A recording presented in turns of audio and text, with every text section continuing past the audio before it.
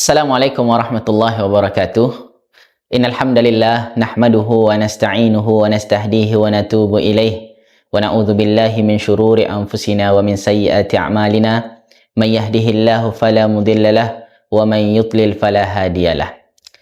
Para pemirsa yang dimuliakan Allah Subhanahu wa taala, di bulan Ramadan ini, hari ini pertama mari kembali kita perbaharui rasa syukur kehadirat Allah Subhanahu wa taala atas segala limpahan rahmat, nikmat, karunia yang Allah berikan, sehingga sampai detik ini Allah masih beri kita kesempatan, kesehatan, dan puncak dari semua kenikmatan itu adalah nikmat ketaatan kepada Allah Subhanahu wa taala. Maka seyogyanya setiap saat kita mengucapkan segala puji hanya milik Allah. Alhamdulillahi rabbil alamin. Salawat dengan salam tak lupa juga kita kirimkan kepada baginda Nabi besar Muhammad sallallahu alaihi wasallam. Allahumma salli ala Muhammad wa ala ali Muhammad. Para pemirsa yang dimuliakan Allah Subhanahu wa taala, pada momen kali ini kami ingin mengajak kita semua sedikit merenungi tentang Ramadan yang pada saat ini kita lakukan 1447 Hijriah, yang mana salah satu ibadah utama yang ada di bulan Ramadan yakni berpuasa di siang harinya, menahan diri dari segala hal yang membatalkan puasa semenjak terbit fajar sampai tenggelam matahari.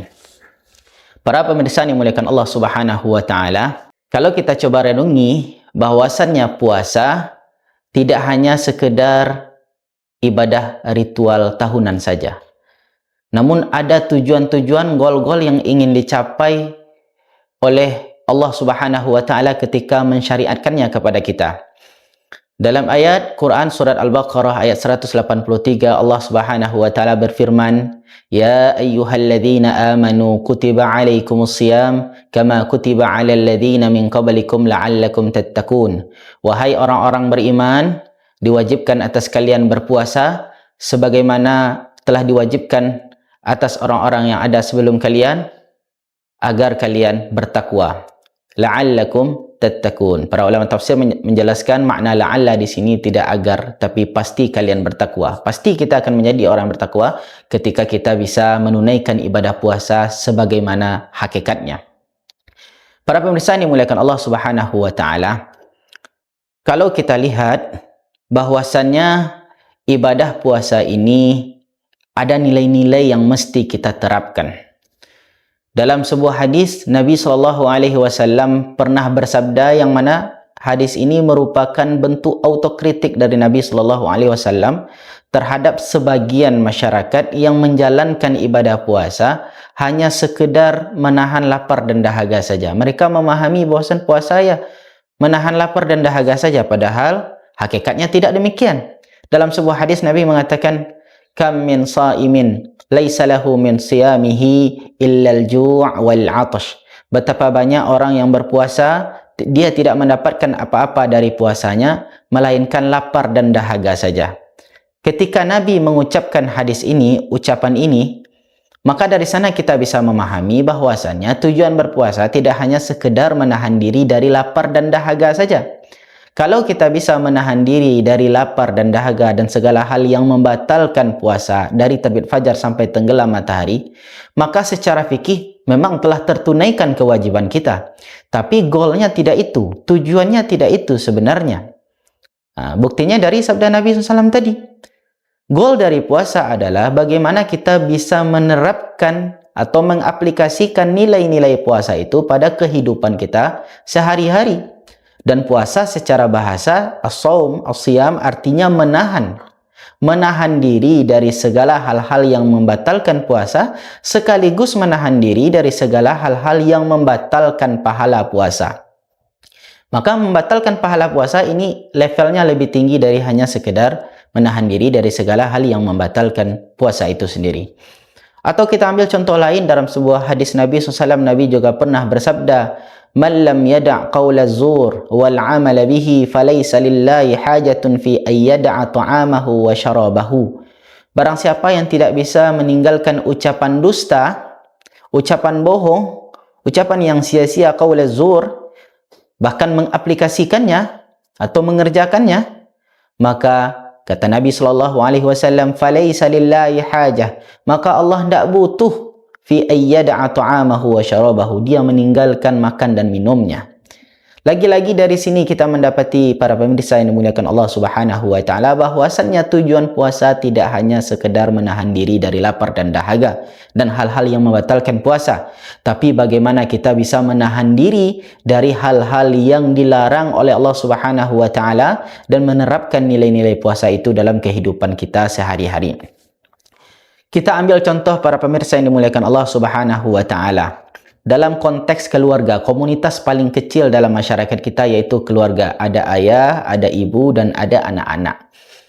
Kalau kita lihat data di Badilak, Dirjen Badilak, ya, Badan Pengadilan Agama, ada 4 faktor besar penyebab terjadinya kerusakan dalam rumah tangga. Dalam hal ini maksudnya adalah perceraian. Di antara penyebabnya adalah perselisihan dan pertengkaran.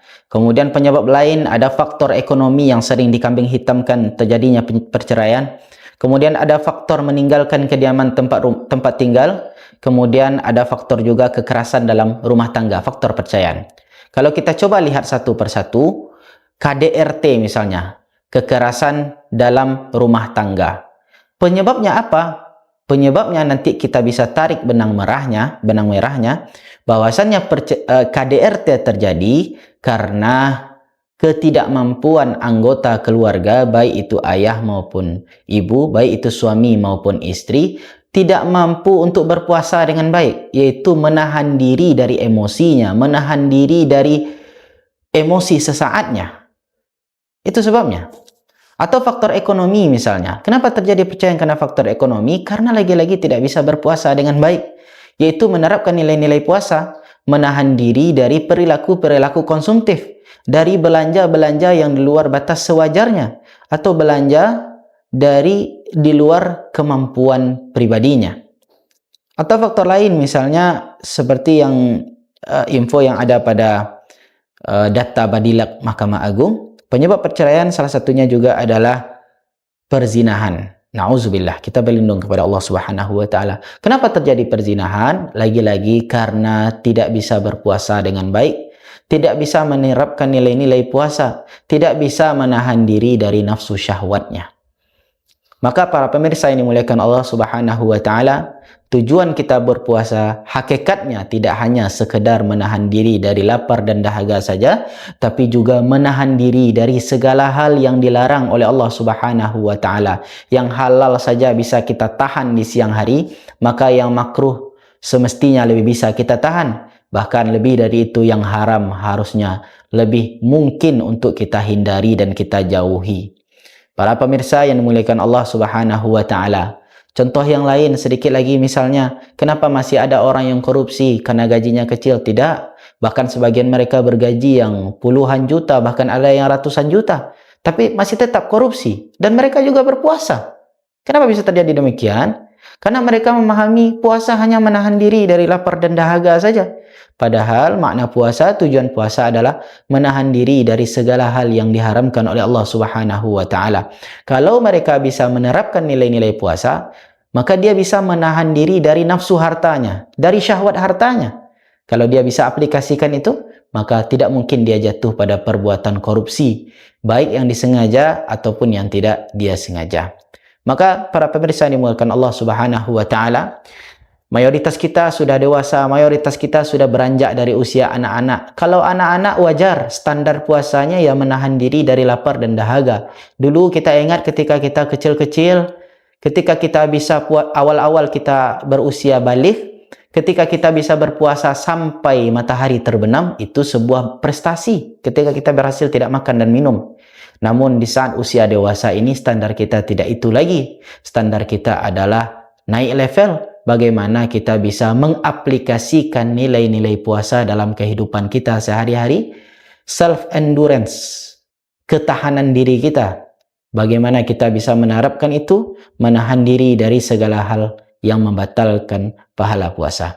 Kita berdoa kepada Allah Subhanahu wa taala, semoga Allah jaga kita selalu, semoga Allah jadikan kita hamba-hambanya yang bisa menerapkan nilai-nilai puasa dalam kehidupan kita sehari-hari. Itu mungkin yang dapat kami sampaikan. Semoga bermanfaat bagi kita semua. Semoga kita menjadi hamba-hamba Allah yang bertakwa, tentunya dengan menerapkan nilai-nilai puasa. Assalamualaikum warahmatullahi wabarakatuh.